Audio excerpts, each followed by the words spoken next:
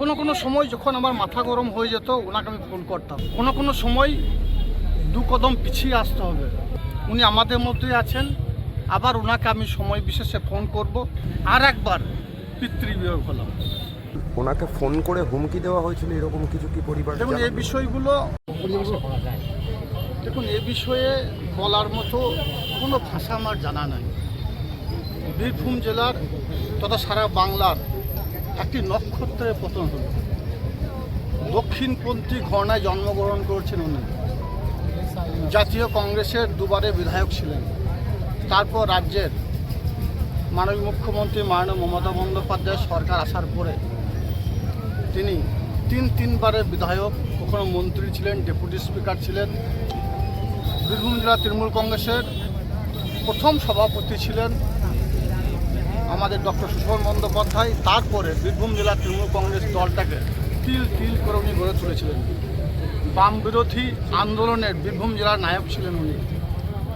ছোট থেকে বড় প্রত্যেকটি মানুষ ওনাকে সম্মানের সঙ্গে দেখতেন এবং আমাকেও বিভিন্ন সময়ে বিভিন্ন উপদেশ উনি দিয়েছেন। কোনো সময় যখন আমার মাথা গরম হয়ে যেত ওনাকে আমি ফোন করতাম। উনি আমাকে বোঝাতেন নিজের ছেলের মতো। বলতেন, কাজল, রাজনীতি হচ্ছে লম্বা রেসের ঘোড়া, স্বভাবতই অনেক দূর ছুটতে হবে। কোনো সময় দু কদম পিছিয়ে আসতে হবে। বিভিন্ন সময়ে বিভিন্ন উপদেশ আমাকে দিয়েছেন।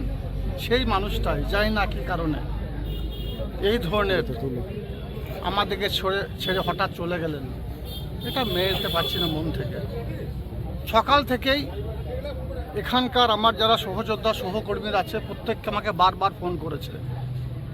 আমি ভেবেছিলাম হয়তো আমি আসবো না, কারণ এই মুখটা আমি দেখব এটা এখনও আমি ভাবতে পারছি না। এখনও আমার মনে হচ্ছে উনি আমাদের মধ্যেই আছেন, আবার ওনাকে আমি সময় বিশেষে ফোন করব। ওনার কাছ থেকে আমি সদুপদেশ পাবো। কারণ বীরভূম জেলার বুকে আমার রাজনৈতিক জীবনে জেলা সভাধিপতি থেকে শুরু করে বিধায়ক থেকে শুরু করে প্রত্যেকটি ক্ষেত্রে ওনার অবদান অনস্বীকার্য। স্বভাবতই উনি আমার অভিভাবক, উনি আমার বাবার মতো ছিল, পিতৃতুল্য ছিল। আমি আজকের দিনে আর একবার পিতৃবিয়োগ হলাম। আজকে আমরা দেখলাম যে রীতিমতো বন্দ্যোপাধ্যায় তিনি এসেছিলেন, অন্যান্য নেতারাও ছিলেন, আপনাকে ওখানে দেখা গেল। দেখুন, আজকের দিনে কোনো রাজনৈতিক বিষয় নিয়ে আলোচনা করব না। সকলেই এসেছে, সকলের আসা উচিত। আজকের দিনে রাজনৈতিক রং না দেখা উচিত, কারণ উনি এমন একজন মানুষ। আমি দেখেছি ওনার বিধায়ক কার্যালয়ে চুপটি করে পাশে বসে থাকতাম। উনি চায়ের অর্ডার করতেন, চা খেতাম। তখন দেখেছি সিপিআইএম থেকে শুরু করে, বিজেপি থেকে শুরু করে, কংগ্রেস থেকে শুরু করে প্রত্যেকটি দলের সমর্থক নেতাকর্মীরা ওনার পাশে আসতেন। তো আজকের দিনে যদি কেউ এসে থাকে আমি মনে করব তারা ভালো কাজ করেছে, আসা উচিত। তো আজকের দিনে ওই পরিবারটার পাশে দাঁড়ানো উচিত, পরিবারটাকে সমবেদনা জানানো উচিত। পরিবারের যারা সদস্য আছে, ওনার ছেলে থেকে শুরু করে, ওয়াইফ থেকে শুরু করে, ভাইপো থেকে শুরু করে, যাদের সঙ্গে উনি সব সময়ের জন্য ব্যস্ত থাকতেন, ওর নাতি নাতনিরা, তাদের কাছে গিয়ে তাদের কাছে কিছু সময় অতিবাহিত করা সকলে উচিত বলে মনে করি।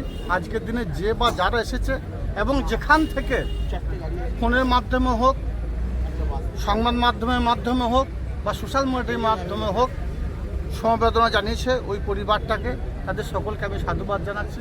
সকলকে বলবো পরিবারটার পাশে থাকুন। আমি তো রইলাম ওনার ছেলে হিসাবে।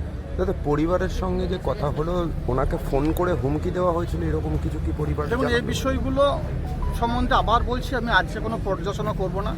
অবশ্যই ওনার ছেলে আছে, ভাইপো আছে, আরও পরিবারের সদস্যরা আছে এবং অনেক ওনার শুভাকাঙ্ক্ষীরা আছে যারা 24 ঘন্টা ওনার কাছে থাকতেন। তাদের সঙ্গে অবশ্যই আমরা আলোচনা করব, পর্যালোচনা করব এবং কি হয়েছে, কি ঘটেছিল সে বিষয়গুলো নিয়ে আমরা আলোচনা করব এবং যেখানে জানানো আমরা জানাবো।